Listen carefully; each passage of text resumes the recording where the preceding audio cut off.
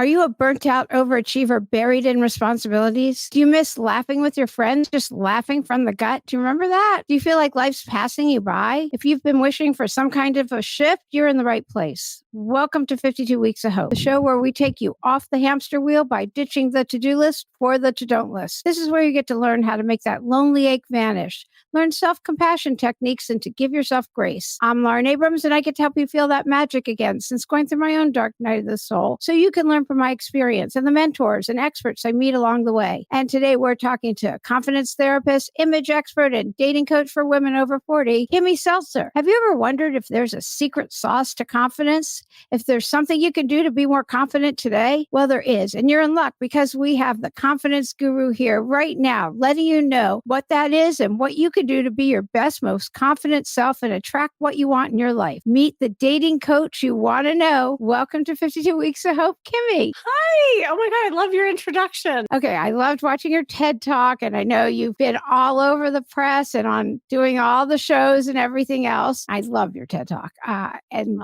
Your well, we should probably talk about your red dress moment because it's important. Yeah. I'm glad you asked about that. Well, and really that's why I love what I do. I'm so passionate about what I do because, sometimes people will read my bio, and as much as my professional experience has been amazing, and I feel blessed because I feel like I can offer a lot to helping people. It was really my own hot mess that I came from, right? That really kind of catapulted me into just helping others now because, when I was going through it, I had wished that there was one of me. Like I wish there was more support out there. And I love too that this has become more in the media around dating in the second act, as I call it, because it is different, And so, my red dress moment and my TEDx talk was around, my mess. And I'm from Chicago, and I had a very cushy traditional life. I practiced as a therapist for many years. I had, the picket fence, the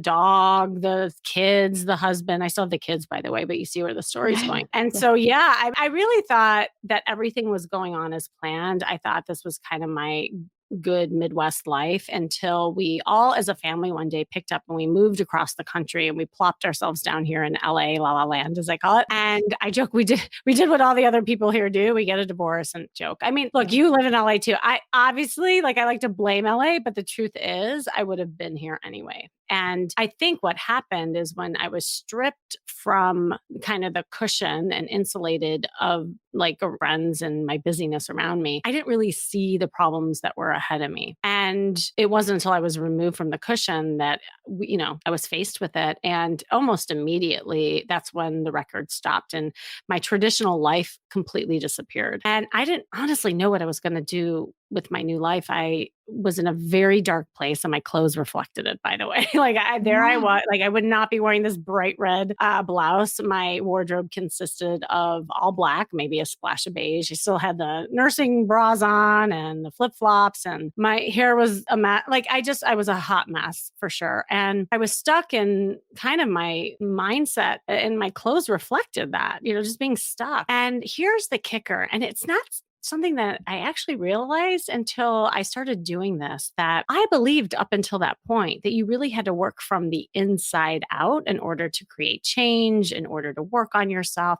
And so I did the work. The first thing I did was go to therapy myself. I had counseling. I had all my friends rally around me. Yet still, I could not get out of my own way. And the funny thing is I almost used therapy as a crutch. I'll be honest with you. I felt like it was almost this analysis paralysis that I was falling into. And then people would ask me, well, Kimmy, you should go out there and date. And, why aren't you dating? And I would just say, oh, well, I'm doing the work. I'm right? We all say, oh, I'm just doing the work. But what did that mean? Was I just rocking in a chair, analyzing everything to death? And I wasn't taking action until one day. And this is what I talked about in my TEDx, that I just woke up and I looked in the mirror. And, there's those moments in your life where it just hits you. It hit me. I looked at myself and I'm like, oh my God, what happened to me? I look like a mess. And I said, nothing's working and nothing's fitting me. So I'm just going to go shopping. This is what I did, like very untraditional shopping therapy. Retail therapy. Yeah, retail therapy. And so I go to the store and I think I'm up leveling myself, but no, what am I doing? The same thing. I am putting all the black clothes in my arms and I'm like roaming the store. And this personal shopper, she comes up to me and she says, ma'am, I've been watching you and I really think you should try this on. And she holds up a red dress that looked like 3 sizes too small. I said, that's really sweet of you, but that's not my size and it's really red. She said, honey, that is your size. That is your color. Try it on. And it was like she hit me over the head with that red dress. And I now refer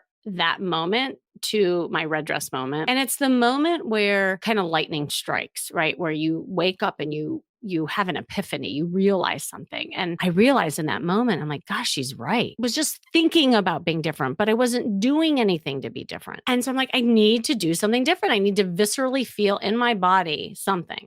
So I slip on the dress and I twirl around like Cinderella and I look in the mirror once again. There I was like, oh my God, a princess. I really it felt like a fairy tale kind of moment. And I bought that dress that day and I walked out into the world and I bought it as a costume because I still didn't really believe it. And I'm like, I'm just going to wear it everywhere. And I did. I wore it to the coffee shop. I wore it to the grocery store, even walking my dog. And here was the like aha moment. I noticed that men were checking me out and I didn't like. And here I was like thinking, oh, well, this is going to do it for me. And I'm like, oh my God, this whole time I've been using these black clothes as a black cloak to keep me invisible from men. It was really like my protection mechanism. So I really just had to get used to being seen. And it wasn't easy, let me tell you. So And then you had other work to do. Well, I had other now work. you're like, oh, now I need to work on this. Right. Like, and I finally got over being seen and I'm like, oh, well, now I have to talk to you alien men. Like, okay,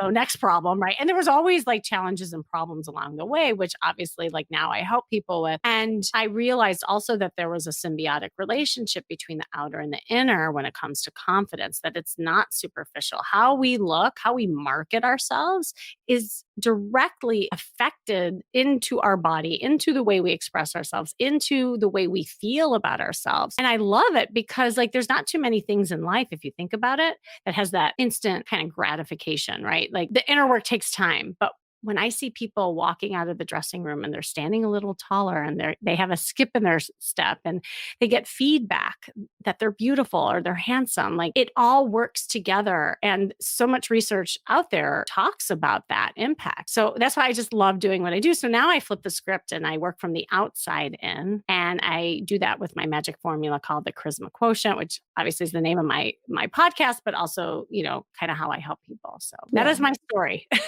Yeah, no, and it's incredible because here you are, a trained therapist for years. It took a red dress moment. And it took me back because I remember my best friend she's like, you need to date, but you need a new wardrobe. And I just remember, I know what store I was in. I remember the clothes. I remember all of it. And I remember taking my son to a basketball game and guys looking at me. I remember what I was wearing and what I bought. I remember you took me back to all of it. It really is incredible. And, what studies have shown, there's even a term called enclothed cognition, meaning that there are shifts that go on in the brain when you're wearing a certain outfit and your performance actually goes up and it impacts like your body signals, right? And that determines how people treat us.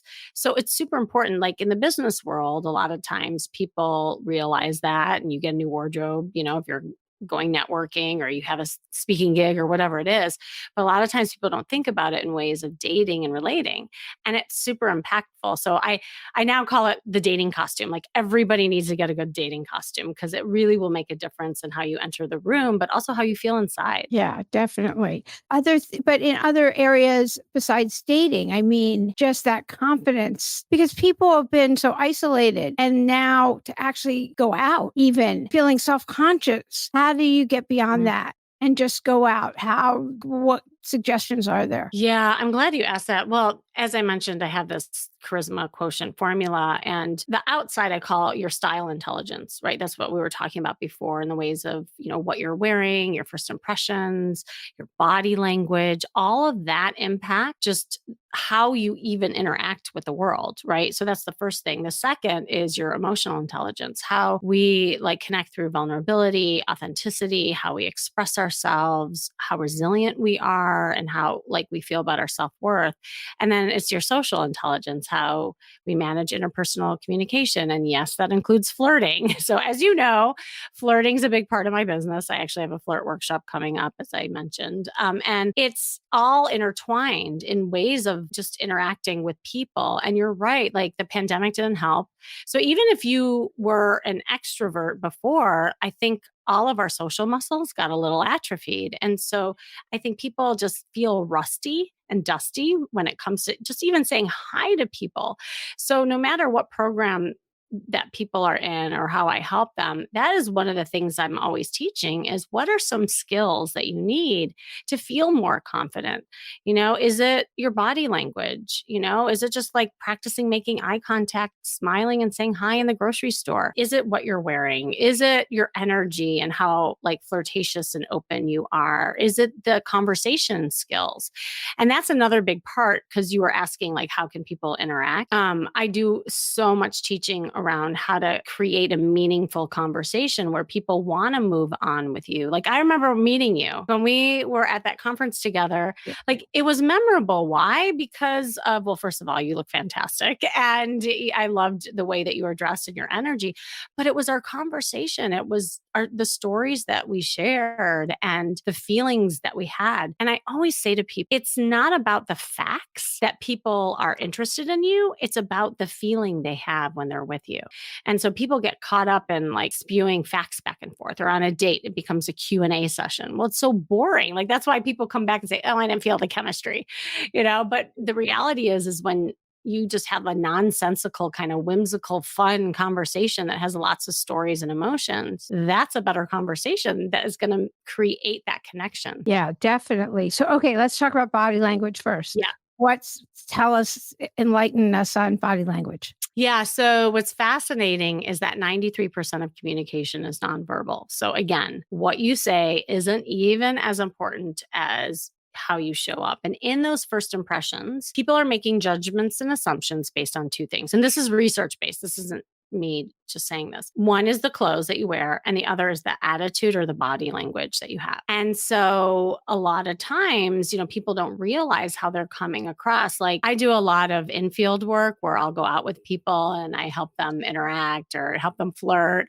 I now have these dating retreats where we're like constantly practicing. And what I see out there is that, a lot of people are thinkers, they're high achievers, they're thinking about what to say, yet they're not in their body, or they look stiff, or they look tense.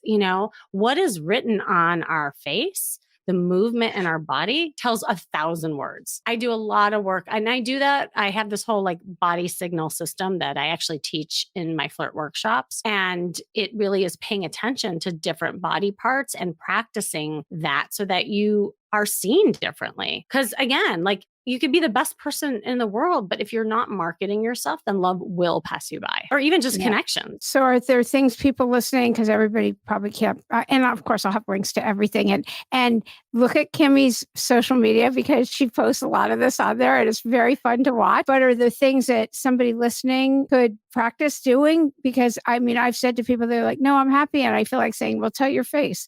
But or they'll say they're feeling a certain way and you're like, I can't tell that from looking at you at all. I would not say that unless it's somebody I could say it to. I'm pretty blunt. I am pretty blunt and I will go directly to somebody. I don't go around to people. Are there tools or tricks that you could give to some people listening? Oh my God. Yes. And I love that you were blunt, with people like that. And I think people appreciate that because it's hard to see yourself. I mean, that's the first thing is when I talk about body language, a lot of times people don't have that awareness until I ask the question and they're like, well, come to think of it, I'm not sure. how I come across. And one of the things or the first steps that I'll say about body language to practice is that it's more about your fears around it. So, look at the reason why you're not putting yourself out there, or why you're not being open or smiley or connecting, in that way. Is it because maybe you've been hurt? And as a therapist, I always like to look at people's history, because it's not one size fits all. There might be a ton of fear. If you've been abused, or if you've had some really kind of toxic relationships, it might be hard to make eye contact and be all smiley when you're truly scared inside. It could be part of your upbringing. Maybe you also you were in a home and a cultural background where body language wasn't like maybe reinforced or accepted. I coached somebody actually in Shanghai, and it was really fascinating going over there because, no one made eye contact. It wasn't even polite, so there's different like cultural nuances to people's upbringing. So you have to appreciate your own background and what is preventing you from getting out there. So that's the first thing. The second thing is it takes practice, practice, practice. It's like a muscle. It's like going to a gym.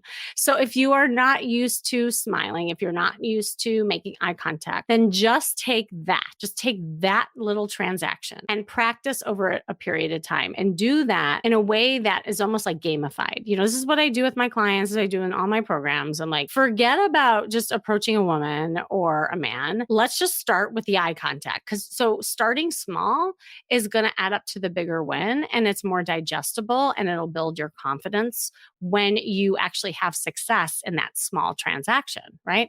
And so you just go to the grocery store and say, okay, I'm going to make eye contact with 5 guys every single day, 5 days, and just see what happens, and then journal about it, And I think that's the name of the game, because really what confidence is, and I love your show focusing on this, and especially if you're a high achiever and are a perfectionist, it's hard, like, because you'll be frozen doing some of these things because you'll want to shoot for the outcome. I want to just flirt, right? Like, it's like, okay, well, what are the many steps that you need to take to get there? And so that's why people who are high achievers often stay frozen in this area, because if they feel like they're going to fail or not do something right, or they're not good enough, they'd rather not do it at all.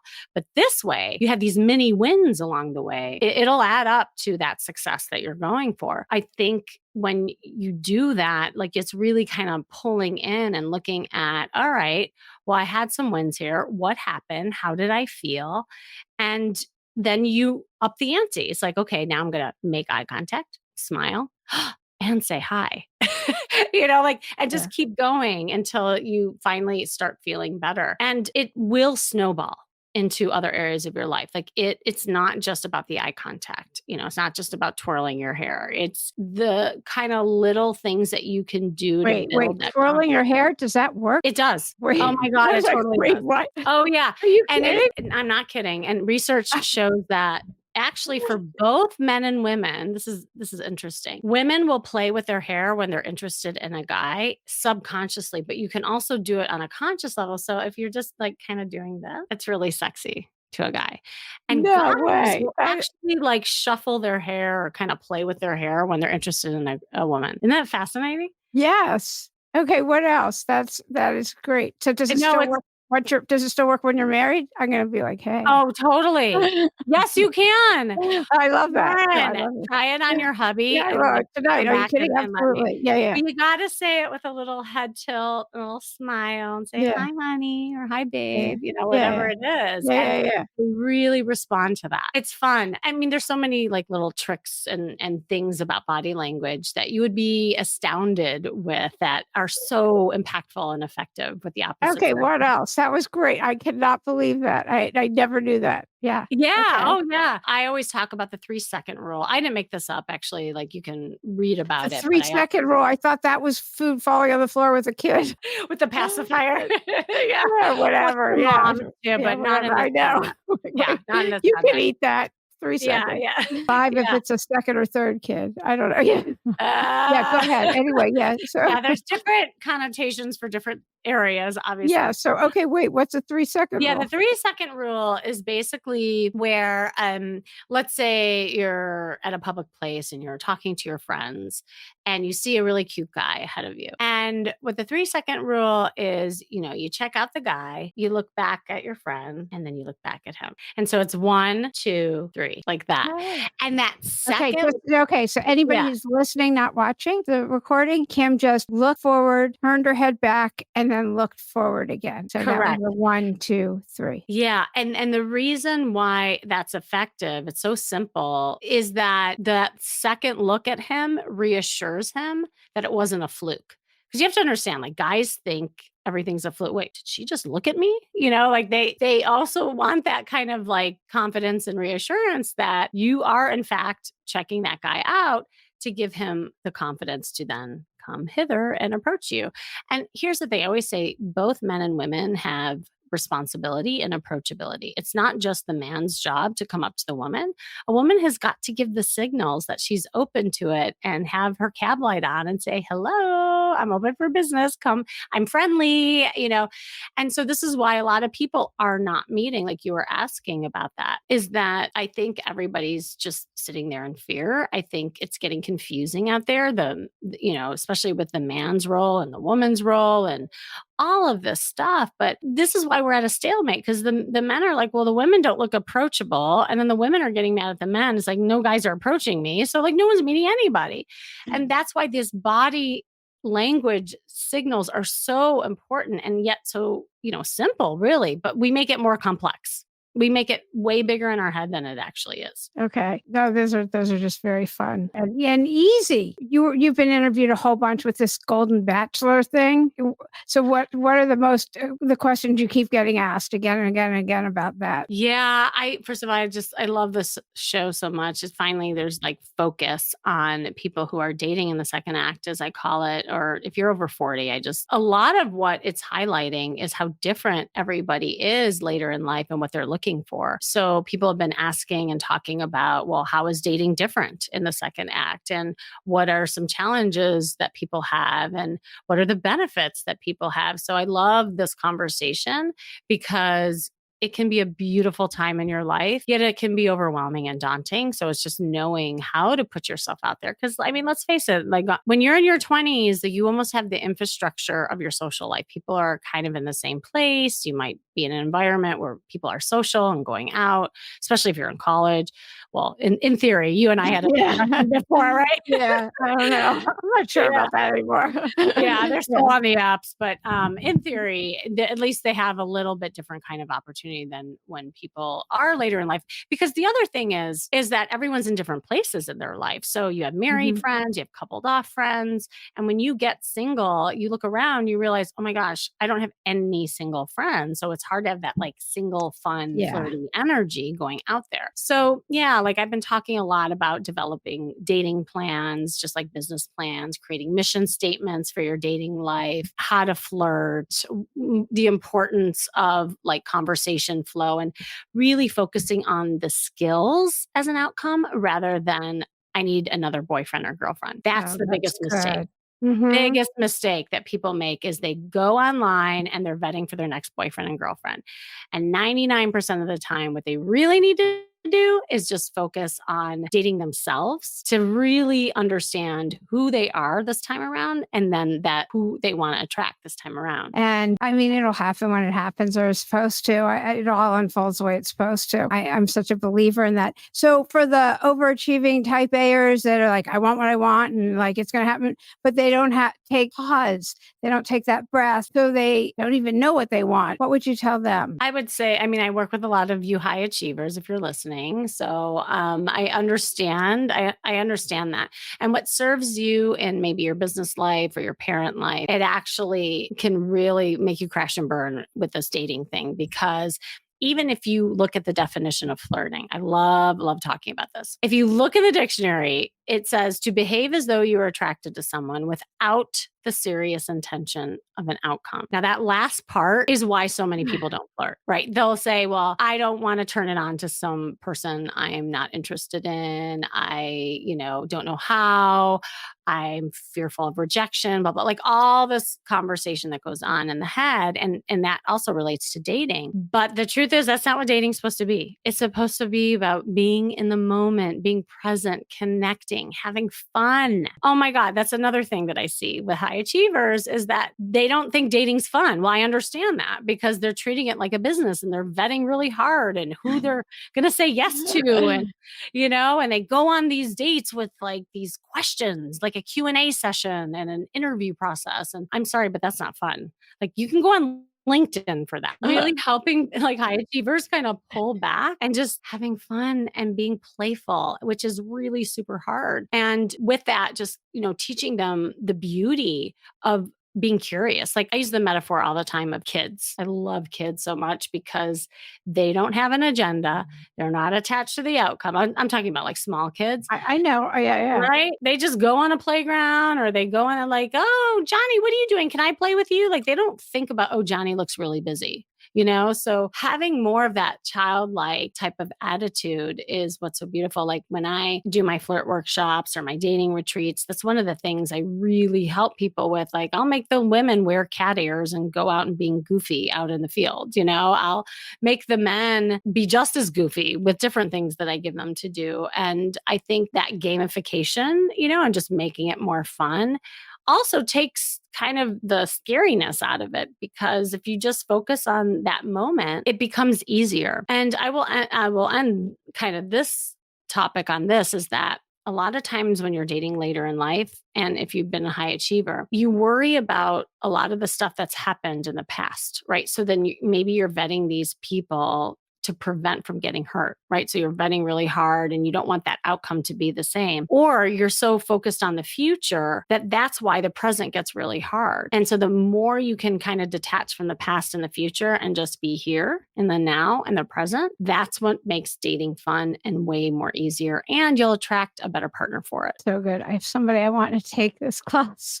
your class so much. Okay. So what's the hardest challenge you've ever gone through and how did you get through it? Well, I mean, I think I told it in the beginning of this. Yeah.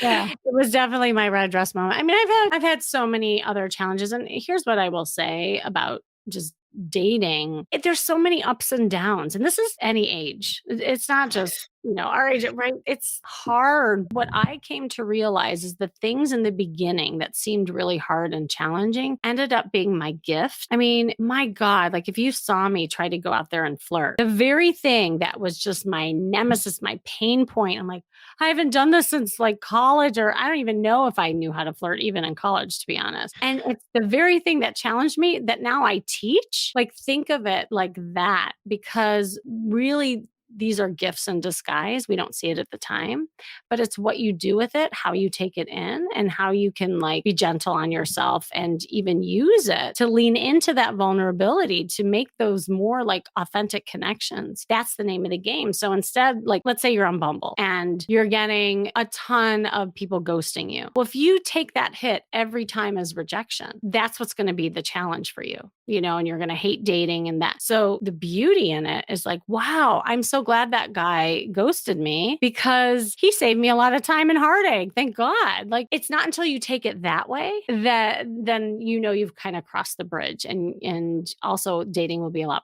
more fun. So all my adversity, all my challenges that I've had along the way, they weren't fun at the time, but now I built like that resilience around it where, I mean, look, I'm teaching it now and I'm just determined to help so many people with that too. Do you have a message of hope you want to give? It's what I said before. Dating is about really more focusing on the skills than the relationship. And if you can pull back and really focus on just these small little wins that you can do for yourself, that will add up to the bigger picture and you will get what you want. But it is about changing your mindset. It's about changing your approach and changing your perspective. That's going to get to where you want to go. And if that is not happening, what do you need to do to put yourself in action to kind of override that. Because really, all that is a habit and fear. And that's why I call myself a strategist more than anything else than a coach or a therapist, because I just believe we all need strategies to override those like old habits. Now, how do you get through your own fears when you have them? I mean, you weren't always on TV. You weren't always doing all of this. There has to have been other fears. Oh, I don't have any fears. I'm fearless. No, yeah. You're like, you got through changing your wardrobe, going through dating, getting out of bed when you couldn't. I will say the thing that helped me the most, first of all, is having a good support system. I think that's huge. It wasn't until I got myself a good set of wing gals. We called ourselves the Sex and the City Gals. And we started going out there and practicing and flirting and giving each other that rah and positivity is when things really started happening for me. It's so hard combating the loneliness and also the fears that are attached to that, because that will keep you in your house. That'll keep you in your cocoon. So whatever it is, like get a good support system. It's so important. That's why right now all my programs are focused on community, whether it's my 6-month course or, they're all co-ed. No longer am I doing like just men, just women. Like we need each other. We need to debunk myths that we have about the opposite sex. And it's like, why are we separating the boys and the girls?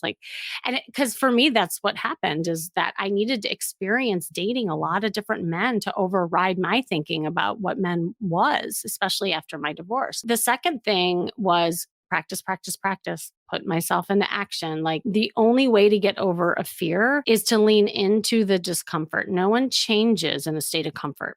So if you're in your cocoon and it's really comfy under your blanket, that's great, but you're not going to move the needle that way. And a lot of times people aren't ready or they don't want to move the needle. Like they like staying under the covers. But I will say this, the longer you stay in those covers, the harder it is to crawl out. And so if it's been a long time, at what point do you want to like stop wasting time and start really like taking action in this part? And it's not easy. That's why like the support system is really important, and the practice piece. And then the third thing is get a good coach, get just somebody like a mentor who can hold you accountable, because it's so easy to slip back. I mean, I definitely had my own mentors, and it doesn't have to be even like a traditional therapist. It could be a personal trainer. It can be a stylist. It can be a dating coach like me, whatever it is. Like, accountability partners are huge.